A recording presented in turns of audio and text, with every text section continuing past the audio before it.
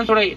हमारे भाई तकलीफ के अंदर है, चाहे वो पंजाब के हैं, चाहे वो हरियाणा के हैं, चाहे उत्तर प्रदेश के हैं, चाहे दिल्ली के हैं, चाहे मध्य प्रदेश के, जहां भी किसान हमें पुकार करेगा, किसान कौम को जहां भी तकलीफ होगी, हनुमान बेनीवाल सबसे पहले उठ के अपनी कौम को बचाने का प्रयास करेगा। लड़ते लड़ते कोई गोली सीना भी चीर जाए तो परवाह नहीं। इतने ज्यादा जवानों के अंदर एक जोश और ऊर्जा भरती है, एक विचारधारा राजस्थान के अंदर खड़ी हो गई। हनुमान बेनीवाल नाम नहीं रहा, एक विचारधारा बन गई कि संघर्ष का दूसरा नाम हनुमान है। और इसीलिए भाइयों, आप सब मुझे पसंद करते हो। मैं आपको विश्वास दिलाता हूं कि आपका भरोसा नहीं तोड़ूंगा, किसानों को धोखा नहीं दूंगा, आपको सत्ता के अंदर आने का मौका दूंगा।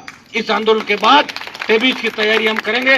तमाम जो आपके मामले हैं, आज हर जगह तकलीफ है, हर जगह समस्या है, गांव से लेके स्कूल से लेके कॉलेज यूनिवर्सिटी से लेके रोजगार तक। आज आजादी के 70 साल बाद किसान आत्महत्याएं कर रहा है, किसान का बेटा बेरोजगार चेतंगा का आत्महत्याएं कर रहा है। अपराध कितने हालात अपराध के अंदर आप देखो किस तरह हम कहां पे थे, कहां चले गए। राजस्थान जो 1900 नंबर पे था, अपराध में 1 नंबर पे आ गया। गहलोत वसुंधरा की कोई जांच करा पाया राजस्थान के अंदर? नहीं करा पाया, आगे भी नहीं होगी। लेकिन मैं आपको भरोसा दिलाता हूं कि राष्ट्रीय लोकतांत्रिक पार्टी अगर सत्ता के नजदीक भी आई, जांचें भी होगी, जेल में भी जाएंगे और दोनों को एक साथ डाल देंगे। ये बार बार मैंने पहले भी कहा था, फिर मैं चेतावनी दे रहा हूं कि हमें लड़ना है, संघर्ष करना है और हमारे भाइयों को न्याय दिलाना है, अंतिम छोर पे बैठे भाइयों को न्याय दिलाना है। मैं दिल्ली की सरकार को फिर अपील करता हूं कि जिद छोड़ें, तीनों बिल वापस लें। जब आप संशोधन को तैयार हो गए तो लोकसभा में संशोधन करोगे तो बैकफुट में तो वैसे ही आ गई सरकार। प्रधानमंत्री जी बड़ा मन रखो, किसानों का आगे झुक जाओगे तो कोई आपको झुकावा नहीं मानेगा। वोट मांगने के लिए अपन हर जगह जाते हैं, हर गली मोहल्ले के अंदर जाते हैं और नेता कभी छोटा नहीं होता। वोट मांगने में जब छोटे नहीं होते तो किसान बिल वापस लेने से कौन से छोटे हो जाएंगे। देश में एक बात चलेगी कि प्रधानमंत्री जी किसानों के आगे झुके, एक बड़ा संदेश पूरे विश्व के अंदर जाएगा। प्रधानमंत्री जी जिद छोड़ के हमारी बात मानो, किसानों के साथ वार्ता करो, तीनों काले कानून वापस दो और संपूर्ण स्वामीनाथन आयोग की रिपोर्ट लागू करो। यह देश चाहता है। जिस दिन संपूर्ण स्वामीनाथन आयोग की रिपोर्ट लागू होगी उसी दिन किसान का भला होगा। आज हमारा मूंग खरीदा कहां जा रहा है? बात तो स्वामीनाथन आयोग की और अपन समर्थन मूल्य की कर रहे हैं, लेकिन मूंग की खरीद 1% हुई है नागौर के अंदर। आज बैठक के अंदर मैंने यही बात कही थी। पूरे राजस्थान में 1% मूंग खरीदा गया, किसान का मूंग दागी बता के वापिस भेज दिया जाता है। कौन किसानों की सुध लेगा? कौन जिम्मेदारी लेगा? किसी न किसी को आगे आना होगा। और मैं आपको विश्वास दिलाता हूँ कि आरएलपी पार्टी किसान हितों के लिए कटिबद्ध है, संघर्ष करेगी, प्रयास करेगी। और भाइयों, इस संघर्ष प्रयास से हम जीतेंगे। हमें याद करो कि 1947 से पहले जब लोगों के पास साधन नहीं थे, संसाधन नहीं थे, भारत माता जब गुलामी की बेड़ियों के अंदर जकड़ी हुई थी, उस समय भी लोगों ने सादत दी। भगत सिंह, तात्या टोपे, सुखदेव, राजगुरु, सैकड़ों जो क्रांतिकारी नेता थे जिन्होंने अपने प्राण न्यौछावर किए हंसते हंसते। उस समय हमारे पास साधन संसाधन में नहीं थे। अंग्रेजों के राज के नीचे हमारी कई देसी रियासतें, कई यहाँ के लोग अंग्रेजों से मिल गए थे, फिर भी वो लोग विकट विपरीत परिस्थितियों में लड़ते थे। आज तो सारी बातें, आज साधन संपन्न में अपन लोग।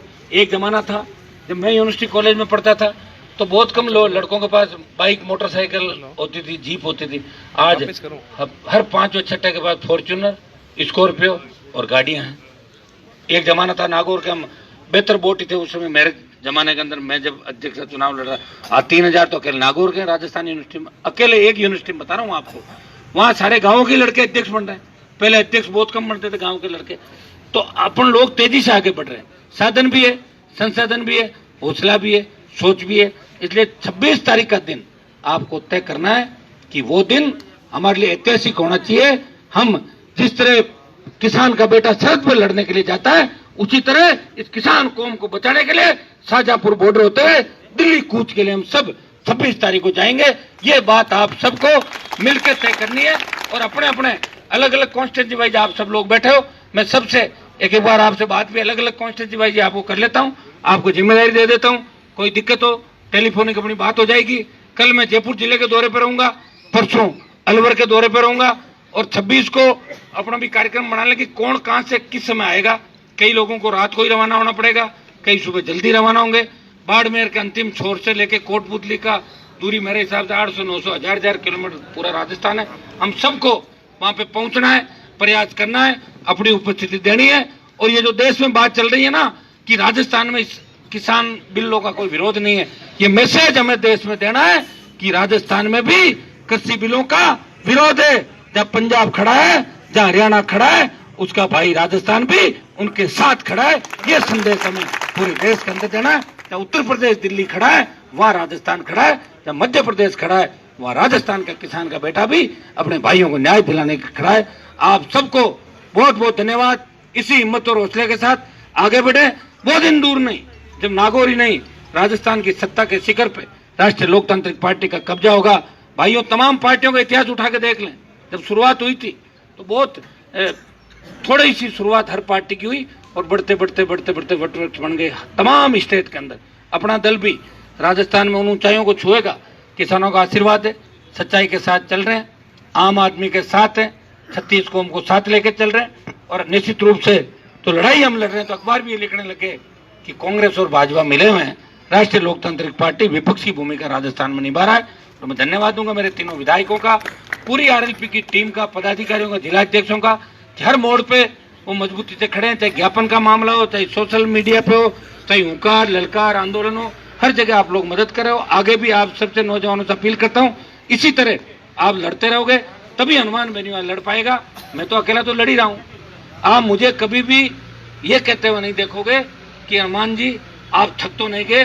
मैं आपको जरूर पूछूंगा कि आप थके तो नहीं, और आप कह दोगे हम नहीं थके, तो मैं तो थकने वाला हूँ ही नहीं। तो आप अगर नहीं थकोगे तो मैं नहीं रुकूंगा। और आपको जिस दिन मन में आ जाए कि हम तो थके अब राज करना है, तो राज तो तैयार ही बैठा, कभी कर लो चाहिए। राज मना नहीं कर रहा है, लेकिन हम चाहते हैं कि राज पूरा अपने हाथ में आए। आधा अधूरा राज का मजा नहीं आता। आधा अधूरा राज में तो नाराज होकर भागना ही पड़ेगा। इसलिए पूरा राज जब भी आएगा तब सारे लोग थक जाओगे।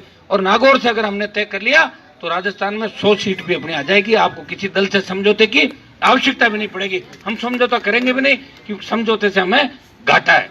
अभी भाइयों, जिला पंचायत समिति चुनाव के अंदर अगर आप सारे पंचायत समिति के टिकट बांट देते नागौर के अंदर, तो 30 जिला परिषद मेंबर आपके जीतते। मंडल नहीं थे, जिला परिषद हार गए अपने आप। ये मोदी जी जीते वहां से नावा से। तमाम 6-7 सीटें जो थी वहां आपने जोरदार टक्कर ली। वातावरण जब बनता है जब सारे मंडलों के टिकट पूरे जिले में बढ़ते, नहीं बने। 1 से 7 तक हमारी जिला परिषद सारी जीती आरएलपी। 1 से 7 लगातार जीती कि नहीं जीती। 8 से 12 तक कम वोटों से हारे। 15, 16, 17 जहाँ भी थे कम वोटों का मार्जिन रहा। शायद 12-15 जगह हम सेकेंड नंबर पर है, बहुत कम 200, 400, 500, 600 इस तरह चुनाव हारे। तो हार नहीं है। और मैंने कोई कमी नहीं छोड़ी। हर व्यक्ति का वोट मांगने, जितने वोट आप मेरे लिए मांगते हो ना, मैं दोबारा आपके सबके वोट मांगने सब जगहों पे गया और भी जाता, प्रयास करता। हिम्मत हारने की आवश्यकता नहीं है। पहला दल है राजस्थान का, बसपा को पीछे छोड़ के 4 लाख वोट लिए 106 सीटों पे। पूरे राजस्थान में ढाणी ढाणी गांव-गांव राष्ट्रीय लोकतांत्रिक पार्टी का झंडा और चिन्ह पहुंच गया। और मैं आपको विश्वास दिलाता हूं, आने वाला समय आपका है। आने वाले समय के अंदर थोड़ी सी हिम्मत आप रखोगे तो सत्ता बहुत करीब है। सिंहासन इंतजार कर रहा है। राजस्थान की सत्ता पे आपको काबिज होना है, ये मैं विश्वास आपको दिलाता हूँ। हमारे दलित भाइयों को, अल्पसंख्यक भाइयों को साथ जोड़ के आप सही दिशा में चले। वो दिन दूर नहीं कि कांग्रेस और भारतीय जनता पार्टी का पता भी नहीं लगेगा और राष्ट्रीय लोकतांत्रिक पार्टी राजस्थान के अंदर सत्ता में आएगी और असली किसानों का राज आएगा। इसके लिए हमें अभी लड़ना होगा। अभी हमारे दूसरे भाई तकलीफ के अंदर है, उनकी तकलीफ दूर करने के लिए शाहजहांपुर बॉर्डर और दिल्ली की ओर कूच करना होगा। आप सब यहाँ आए और 2-3 घंटे मैं देरी से आया, मीटिंग भी करनी आवश्यक थी। पहली मीटिंग थी, लंबा समय हो गया। मैं आप सबको धन्यवाद दूंगा और माफी चाहूंगा। वैसे तो आप सब हिम्मत वाले हैं, हमेशा बैठे रहे, सब एक साथ मेरे साथ लड़ाई लड़ी रहे हो। और इस आंदोलन में पूरा राजस्थान भी अगर निगाहें गड़ाए बैठा है तो नागौर की ओर है। सबको पता है कि नागौर से हजारों हजार की तादाद में नौजवान और किसान बॉर्डर की तरफ आएंगे। भाइयों, उठो, अपनी ताकत को पहचानो, आलस मत करना कि कोई दिक्कत नहीं, हनुमान जी गए अकेले कर लेंगे, अकेले मैं कुछ नहीं कर पाऊंगा। आपको सबको मजबूती से जो साधन संसाधन मिले उनको लेके दिल्ली की ओर कूच करना है। और यह दिल्ली कूच अगर आपका कामयाब हो गया तो आपकी जितनी भी मांगे वो सरकार भी मांगेगी और आपका झंडा हमेशा देश में ऊंचा रहेगा, बुलंद रहेगा और किसानों की एकता एक मजबूती के परवान पे चढ़ेगी। ये मैं विश्वास आपको दिलाता हूँ। बहुत बहुत आपको धन्यवाद सबको। और अब मैं एक एक कॉन्स्टिट्यूंसी वाइज सब लोगों से अलग बात कॉन्स्टिट्यूंसी वाइज कर लूंगा, कॉन्स्टिट्यूंसी वाइज बात भी कर लूंगा। बात क्या करनी है, सबको जिम्मेदारियां लेनी है कि हमारी कॉन्स्टिट्यूंसी से हम इतने लोग इतने लोग लेके आएंगे। तो अब यहीं आ जाओ ना, पहले प्रोफेसर आ जाओ, उधर से आ जाओ, बाकी लोग सुनते रहना सारे। ठीक है भाई, आ जाओ प्रोफेसर।